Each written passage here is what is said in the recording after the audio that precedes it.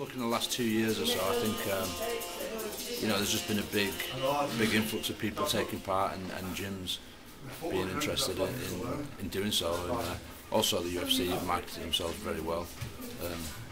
They started a few years ago to target themselves over in the UK, and gradually more and more people are getting into the sport and either enjoy watching it, taking part, or competing.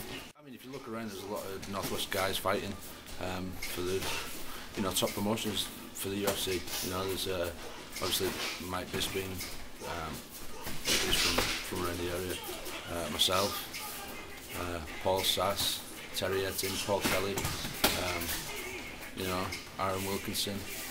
There's loads of guys all who are from this area, Manchester and Liverpool, Wigan, all these places. So I think obviously that they need a good stable to train that, and obviously that brings more people into the sport. Yeah. Also, the UFC coming to the MAN is attracting more interest. Definitely. As well. I think and I don't just think just with it being in the MAN or in the area so much as just being televised, the event being on TV all the time and easily accessible, and it's on Sky Sports and ESPN and the Ultimate Fighter TV show. So I don't think just that it's at the MAN. It's not very often that it's held there.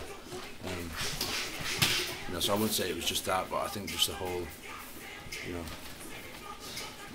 all of the sport is just being broadcast so much. Yeah. I don't think it needs to. I don't think they need to compete. I'm not one of these guys who thinks there's either or. I think there's room for boxing shows and MMA shows and Thai boxing shows. I don't see the competition. It's two different kind of sports. Football and rugby don't compete. Just because they're two combat sports, it doesn't mean that you can't enjoy both or all of them.